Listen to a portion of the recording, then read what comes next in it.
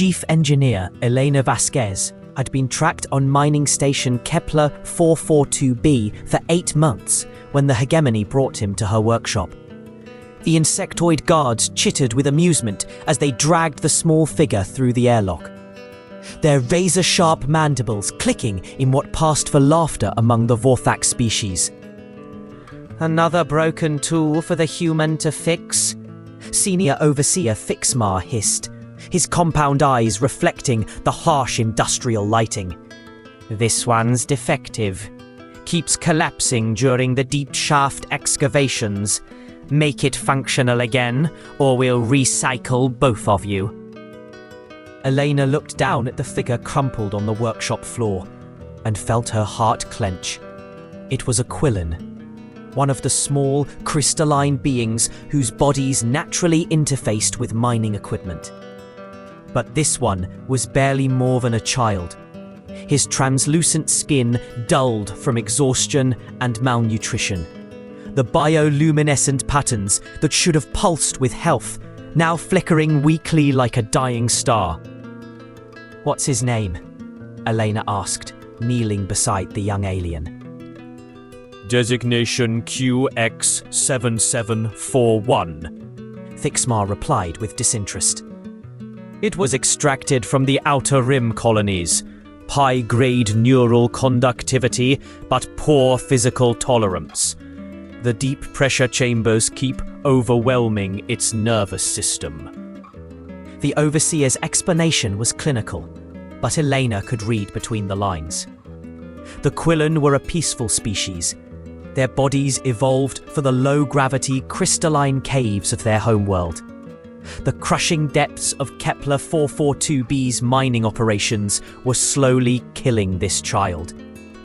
"His name," Elena repeated firmly. "Not his designation." Fixmar's mandibles clicked irritably. "Humans and their obsession with individual identity. It calls itself Resonance of Deep Waters, if you must know. A typical Quillen poetry name. Useless sentimentality." The guards departed, leaving Elena alone with the barely conscious child. She'd seen this before. Beings from dozens of species, all forced into labor that their biology couldn't handle. All slowly dying while the Vorthak Hegemony extracted every ounce of value from conquered worlds.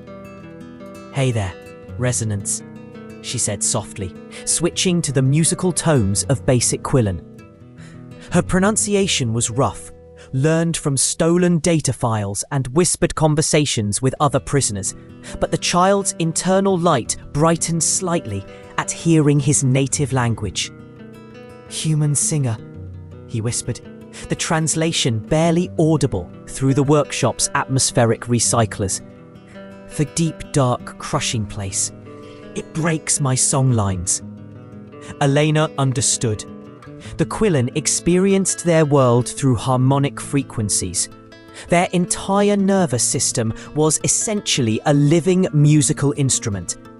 The brutal pressure of the deep mines was like forcing a violin to play in a hurricane.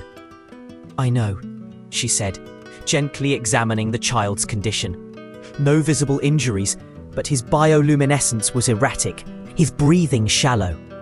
Classic symptoms of harmonic dysregulation. "I'm going to help you." Over the next few days, Elena worked on a solution.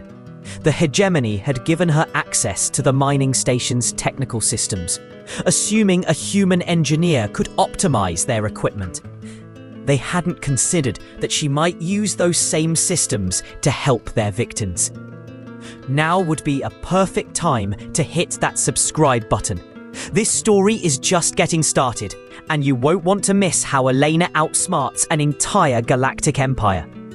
Elena began by studying the pressure regulation systems in the deep mining shafts. The Vorthak used brute force atmospheric compression, efficient for their hardened exoskeletons, but devastating to more delicate species. But Elena had grown up in the asteroid belts of the Sol system, where human miners had learned to work with pressure differentials. that would crush most species. What are you building?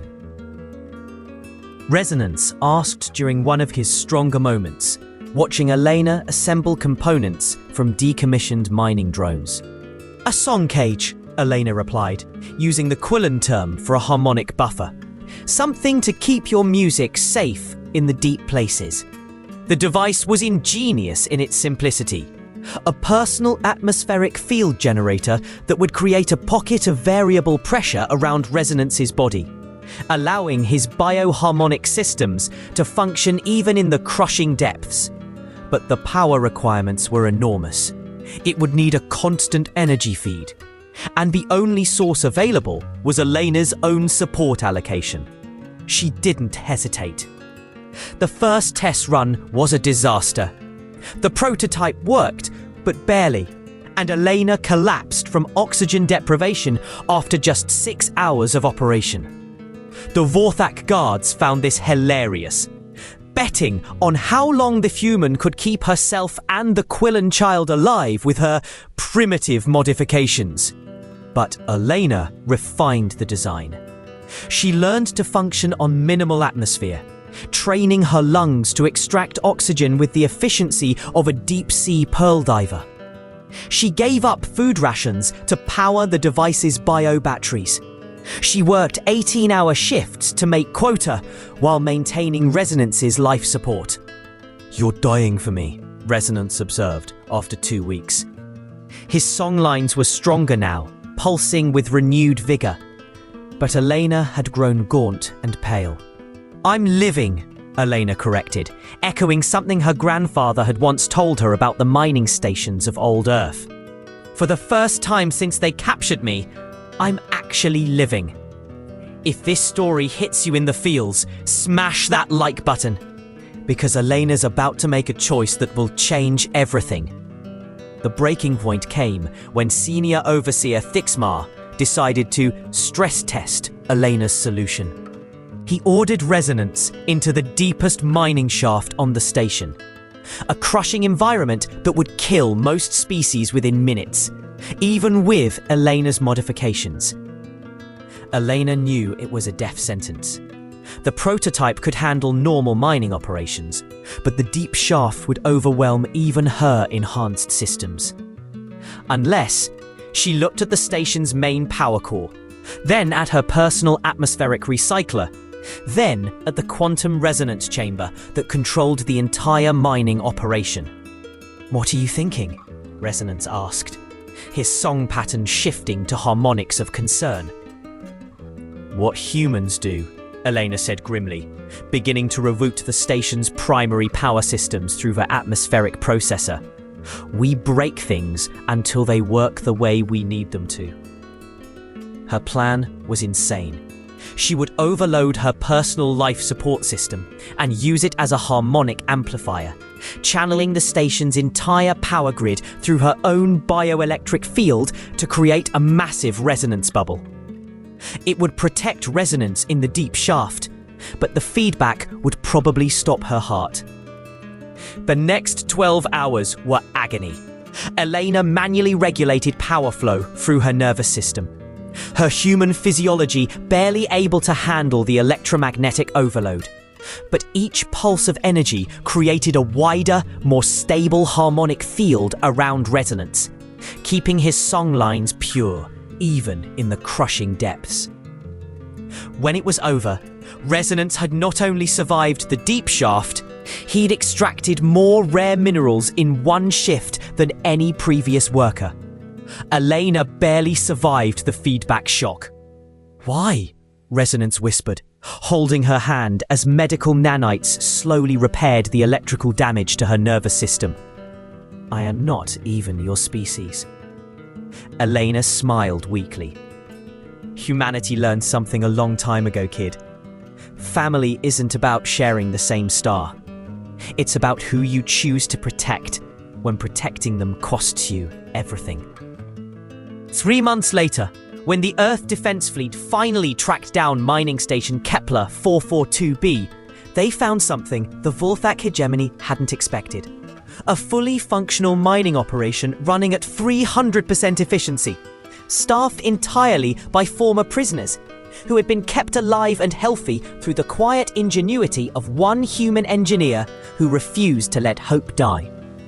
Resonance, now fully recovered and singing with harmonics that made the station's crystals ring like bells, was the first to testify about what had happened. His words, translated into 100 galactic languages, sparked a revolution that led to the Hegemony's complete withdrawal from the Outer Rim territories. But he always remembered the most important lesson Elena had taught him: that sometimes the difference between civilization and slavery is one person willing to choose compassion over compliance.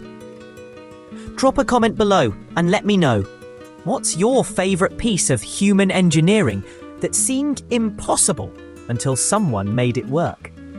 Elena would love to hear about humanity's greatest innovations. Elena had given him more than his freedom. She had shown him what it meant to be human, even when you weren't human at all. When the rescue ships arrived, they found Elena in her workshop, still tinkering with atmospheric processors, still finding ways to help others breathe a little easier in the vast darkness between stars. She looked up as the rescue team entered, smiled, and said simply, "Welcome to Kepler 442b. We've been expecting you." Outside the workshop windows, 100 different species worked together in the mining shafts, no longer slaves, but partners in a grand project of survival and hope. And through it all, the crystalline song of the Quillen rang out in perfect harmony, a music that spoke of freedom found in the most unlikely of places. Some called it a miracle. Elena called it Tuesday. Because that's what humans do. They take the impossible and make it work, one broken system at a time, until the whole universe rings with the song of the free.